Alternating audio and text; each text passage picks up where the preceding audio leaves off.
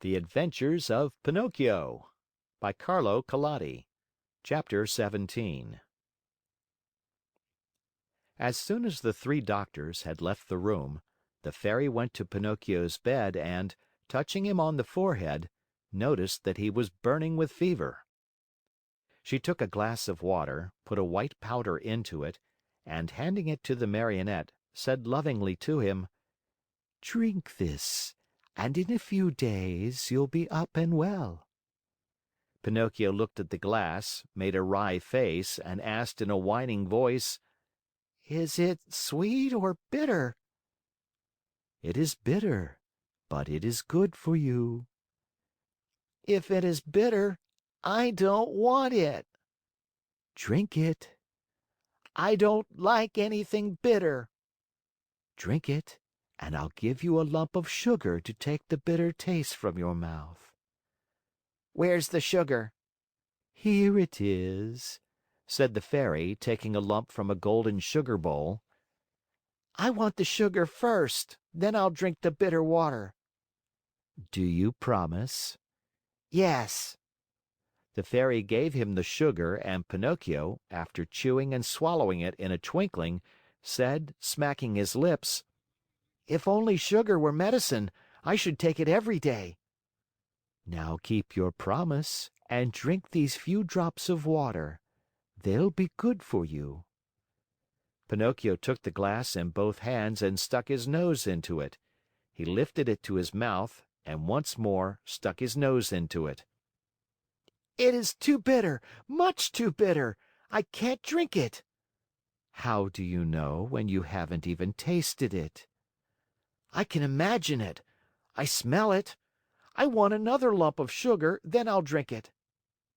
The Fairy, with the patience of a good mother, gave him more sugar and again handed him the glass. "I can't drink it like that," the Marionette said, making more wry faces. "Why?" "Because that feather pillow on my feet bothers me." The Fairy took away the pillow. "It's no use. I can't drink it even now." "What's the matter now?" "I don't like the way that door looks. It's half open." The Fairy closed the door. "I won't drink it!" cried Pinocchio, bursting out crying. "I won't drink this awful water. I won't! I won't! No, no, no, no!" "My boy, you'll be sorry." "I don't care."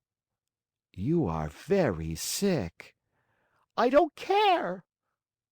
"In a few hours, the fever will take you far away to another world." "I don't care." "Aren't you afraid of death?" "Not a bit. I'd rather die than drink that awful medicine." At that moment, the door of the room flew open and in came four rabbits as black as ink, carrying a small black coffin on their shoulders. "What do you want from me?" asked Pinocchio. "We have come for you," said the largest rabbit. "For me? But I'm not dead yet." "No, not dead yet, but you will be in a few moments since you have refused to take the medicine which would have made you well." "Oh, Fairy, my Fairy," the Marionette cried out, "give me that glass, quick, please. I don't want to die. No, no, not yet. Not yet." And holding the glass with his two hands, he swallowed the medicine at one gulp. "Well," said the four rabbits, "this time we have made the trip for nothing." And turning on their heels, they marched solemnly out of the room, carrying their little black coffin and muttering and grumbling between their teeth. In a twinkling, Pinocchio felt fine. With one leap, he was out of bed and into his clothes. The Fairy, seeing him run and jump around the room gay as a bird on wings, said to him, "My medicine was good for you after all, wasn't it?" "Good indeed! It has given me new life." "Why, then, did I have to beg you so hard to make you drink it?" "I'm a boy, you see, and all boys hate medicine more than they do sickness." "What a shame! Boys ought to know, after all, that medicine, taken in time, can save them from much pain and even from death. Next time I won't have to be begged so hard. I'll remember those black rabbits with the black coffin on their shoulders, and I'll take the glass and poof! Down it will go. Come here now and tell me how it came about that you found yourselves in the hands of the assassins. It happened that Fire Eater gave me 5 gold pieces to give to my father, but on the way I met a fox and a cat, who asked me, "Do you want the 5 pieces to become 2,000?" And I said, "Yes." And they said, "Come with us to the Field of Wonders." And I said, "Let's go." Then they said, "Let us stop at the Inn of the Red Lobster for dinner, and after midnight we'll set out again."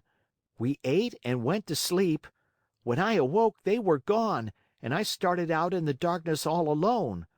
On the road I met 2 assassins dressed in black coal sacks, who said to me, "Your money or your life." And I said, "I haven't any money," for, you see, I had put the money under my tongue. One of them tried to put his hand in my mouth, and I bit it off and spat it out, but it wasn't a hand, it was a cat's paw. And they ran after me and I ran and ran, till at last they caught me and tied my neck with a rope and hanged me to a tree, saying, "Tomorrow we'll come back for you, and you'll be dead, and your mouth will be open, and then we'll take the gold pieces that you have hidden under your tongue." "Where are the gold pieces now?" the Fairy asked. "I lost them," answered Pinocchio, but he told a lie, for he had them in his pocket. As he spoke, his nose, long though it was, became at least 2 inches longer. "And where did you lose them?" "In the wood near by." At this second lie, his nose grew a few more inches. "If you lost them in the nearby wood," said the Fairy, "we'll look for them and find them, for everything that is lost there is always found." "Ah, now I remember," replied the Marionette, becoming more and more confused. "I did not lose the gold pieces, but I swallowed them when I drank the medicine." At this third lie, his nose became longer than ever, so long that he could not even turn around.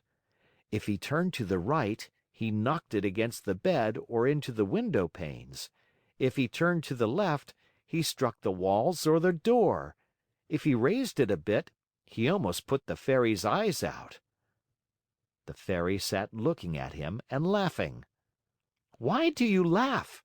the Marionette asked her, worried now at the sight of his growing nose. "I am laughing at your lies."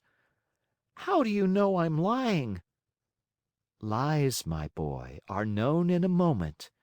There are 2 kinds of lies, lies with short legs and lies with long noses. Yours, just now, happen to have long noses." Pinocchio, not knowing where to hide his shame, tried to escape from the room, but his nose had become so long that he could not get it out of the door.